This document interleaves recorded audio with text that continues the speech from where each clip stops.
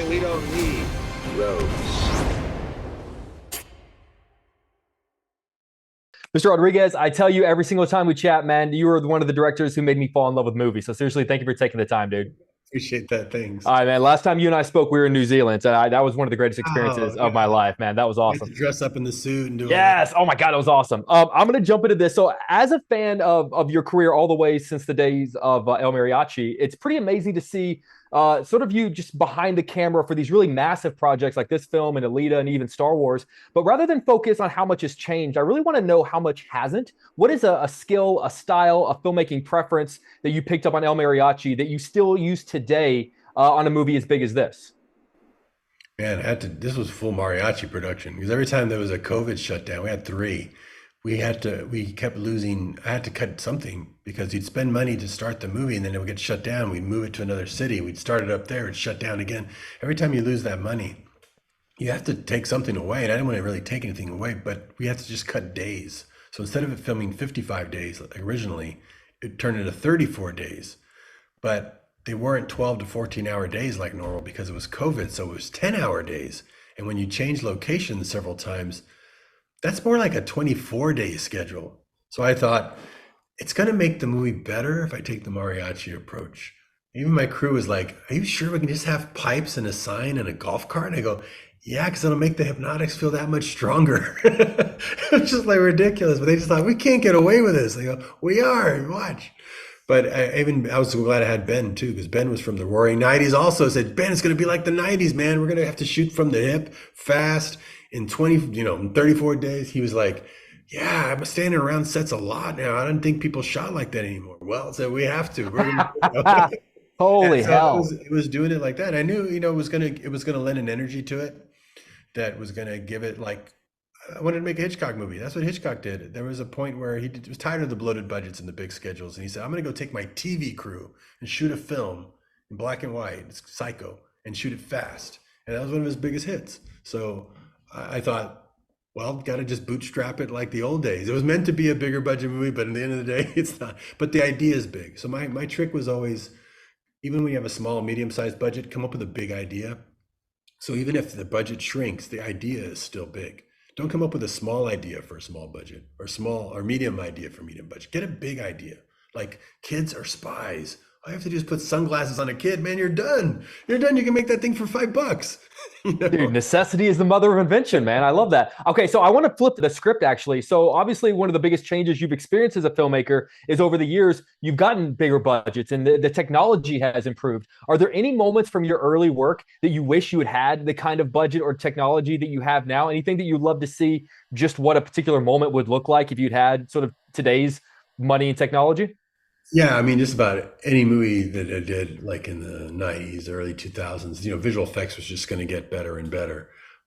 I was so used to making like the Spy Kid movies that when I made We Can Be Heroes for Netflix and we had these incredible realistic visual effects, I was like not used to that. I was used to having just to settle for it looking like, not great, but stylized. And it was a kid's movie, it had to look like that. So to see stuff really rendered out nicely was an eye opener and a new experience, and it made you wish you could go back and retrofit all the other ones to fit. I don't know. I got to tell you, I think the other ones are perfect, man. Because I do want to shift gears for a second, speaking about some of your '90s work. Because over the past few years, we've seen some iconic horror movie cast reunited. Jamie Lee Curtis came back for Halloween. The Screen cast got back together. We're about to see The Exorcist. I Know What You Did Last Summer cast reunite. I'm a massive fan of The Faculty.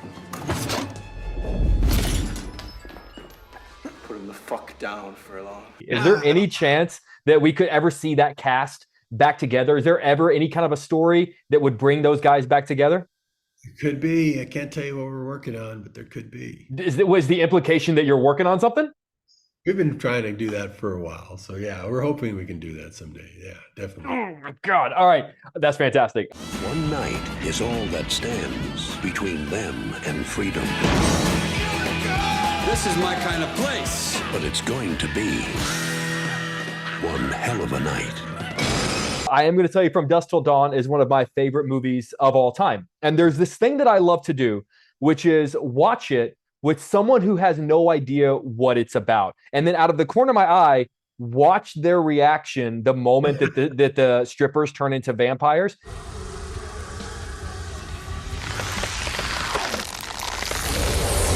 It is one of the greatest things to do for someone who does not know what a movie is about.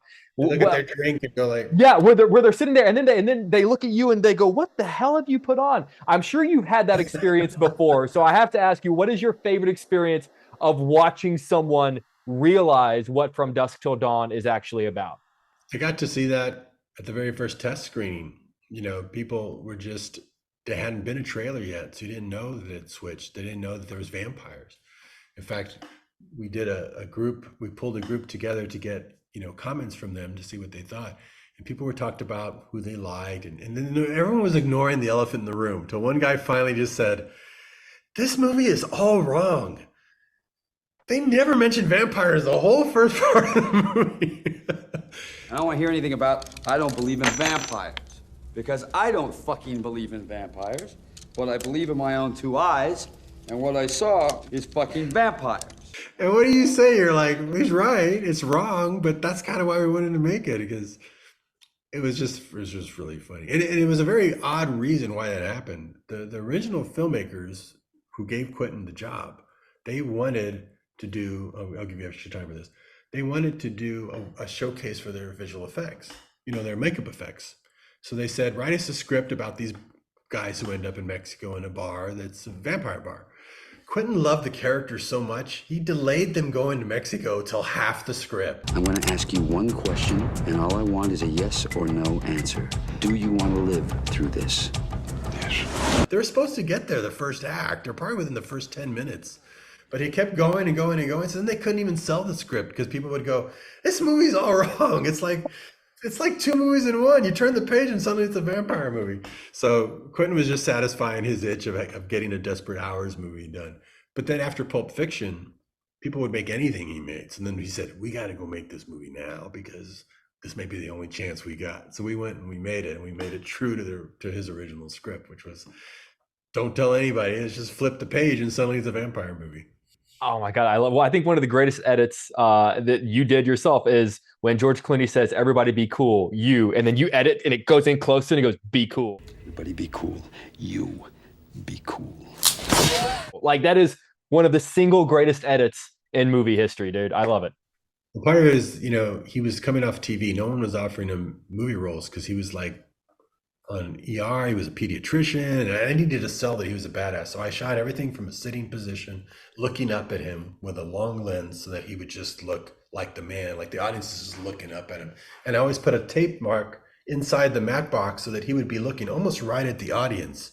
So when he'd be aiming his gun like that, so a jump cut like that would just make him even more forceful, and the audience go like that even more. And I needed to sell him as the man, and right away he's the man as soon as you watch that first scene. Well, your best better get a hell of a lot fucking better, or you are going to feel a hell of a lot fucking worse.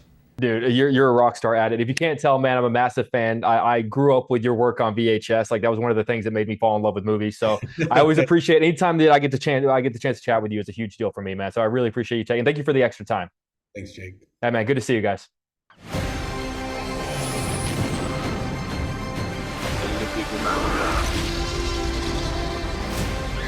Where we're going, we don't need roads.